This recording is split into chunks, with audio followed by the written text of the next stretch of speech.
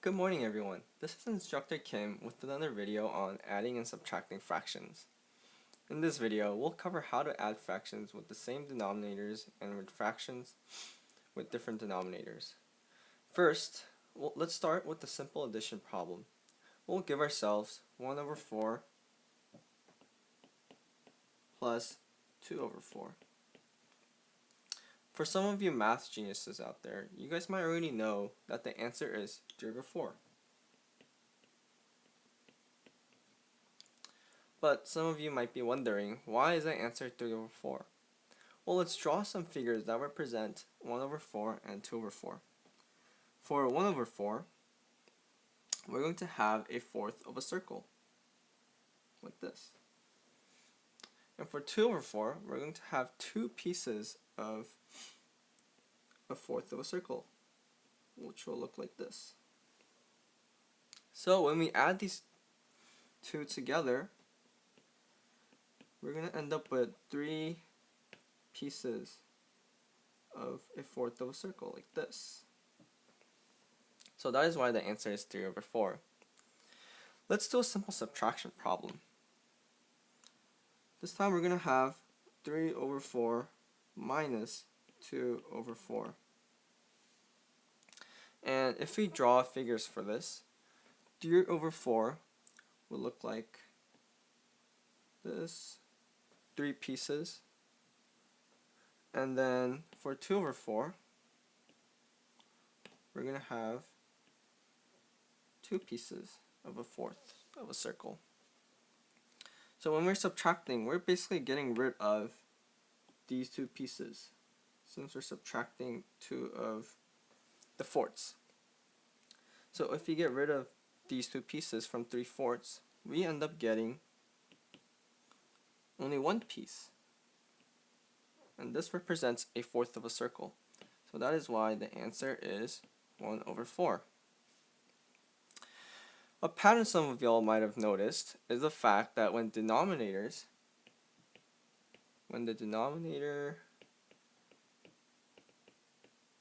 are equal, you just add / subtract. Oops, I'm running out of room. You add or subtract the numerators. And the numerators are the number on the top. So the numerator of 1 over 4 will be 1, and the numerator of 2 over 4 will be 2. So you add the numerators and keep the denominators, or denominator. And what I mean by that is, when we subtracted 3 over 4 and 2 over 4, we subtracted 3 and the 2, but we kept the denominator of the answer as just 4. So that is what I mean by keep the denominator. Now, what if the denominators are not the same? For example, how are we supposed to do 3 over 8 plus 1 over 2? Since the denominators are not equal to each other, we can't just add the numerators. We can't just add the 3 and the 1 and get 4 over, 8? Yeah, that is not how it works. Well, let's first start off by drawing figures that represent each of the fractions. So for 3 over 8, a rectangle with 8 equal parts, with 3 of those parts highlighted, will represent 3 over 8. And for 1 over 2, we'll have another rectangle, but a rectangle with 2 equal parts, and one of those equal parts highlighted like this. And let me ask you a question here. I'm going to draw another rectangle here, and this rectangle is going to have 8 equal parts, and 4 of those parts highlighted. So this is 4 over 8. So isn't 4 over 8 the same thing as 1 over 2? And if you said yes, you are correct. So here we just figured out that 4 over 8 could replace 1 over 2. So let's rewrite the original expression. So instead of having 1 over 2, we're going to have 3 over 8 plus 4 over 8. Wow, now the denominators are equal. So we can just add the numerators, which is 3 and the 4, and then keep the denominator, which is 8. So the answer would be 7 over 8. If you're one of those people who just wants a quick rule of solving this problem, all you have to do is to identify the least common factor that both denominators, which is 8 and 2 in this case, share.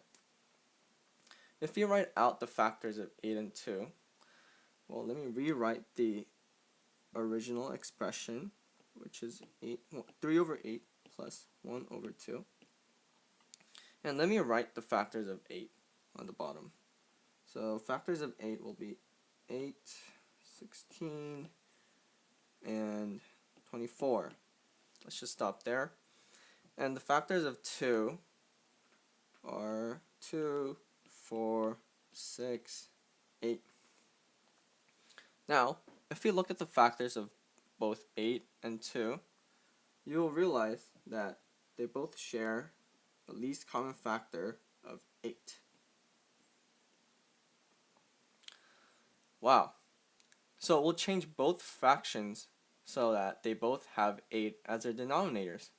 So for 3 over 8, you don't have to do anything since the denominator is already 8. For 1 over 2, however, you would multiply 4 over 4 to get this whole thing is equal to 4 over 8.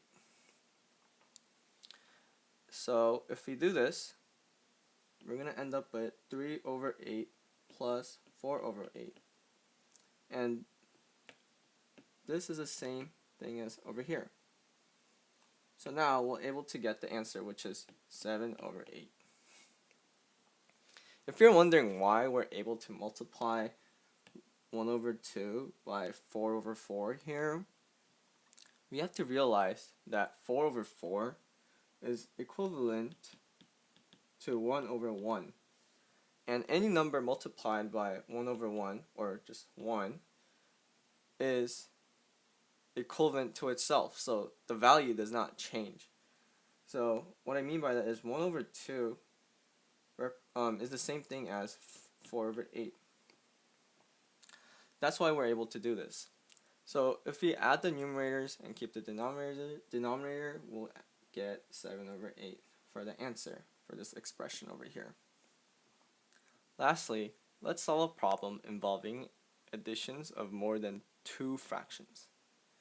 We'll have 3 over 4 plus 3 over 5 plus 1 over 3.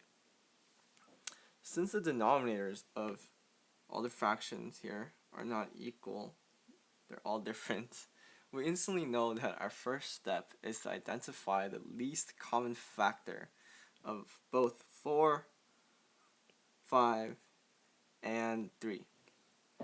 So let's write all the factors of 4, 5, and 3. So starting with 4, we have 4, 16, 8, 16, or no, it's 12. Why am I keep saying 16? 16 and 20. So let's stop there. And for 5, we have 5, 10, 15, 20, and 25.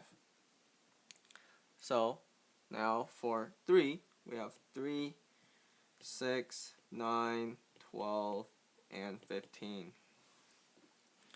So trying to find the least common factor in both or in all of these groups, you'll realize that there is no least common factor for the first 5 common factors, or just by writing out 5 of the factors.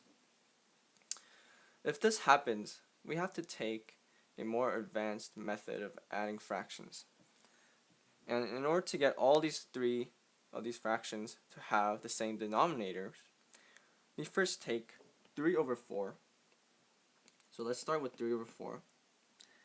And then we multiply 3 over 4 by the denominators of the other two fractions. And what I mean by that is we take 5 and 3, and then we multiply 5 and 3 by 4. So it'll look something like 5 times 3. But we know that we can't just multiply the denominator by a certain number. We have to also multiply the numerator by the same exact number. So we get 5 over 5 times 3 over 5 times 3. So essentially what we did here was we took the denominators of the other two fractions that we're adding, and then we multiply these two by 4 and the 3, the numerator. So let's do that for 3 over 5 now. 3 over 5. The other two fractions, or the denominators of the other two fractions, is 4 and 3. So we multiply these two by the denominator and the numerator. So we get 4 times 3, and then 4 times 3 on the top. And lastly, for 1 over 3, we just take 4 and 5, and then we multiply on top and bottom. So we get 5 times 4 over 5 times 4. So you should pause the video right now and just try to simplify this long expression.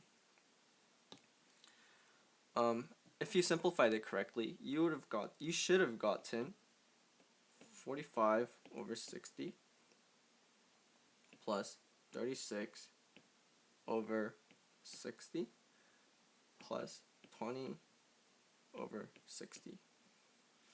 Wow, all the denominators are equal to each other, which is 60. So now we're able to just add the numerators, which is 45, 36, and 20, to get the answer. So the final answer would be 101 over 60. So in this math problem, or in this problem over here, all we did was we took the denominators of other two fractions. So when we try to change 3 over 4, we took the denominators of the other two fractions, and then we multiplied these two numbers by the denominators of 3 over 4, which is 4, like this, and then we also did the same thing to the top. Thank you for watching my video. If you found it helpful, please visit our Instagram page, Facebook page, and our website through the links below. Don't forget to subscribe and leave a like. Finally, work hard, don't have fun, and study only. Then you'll ace your next math test.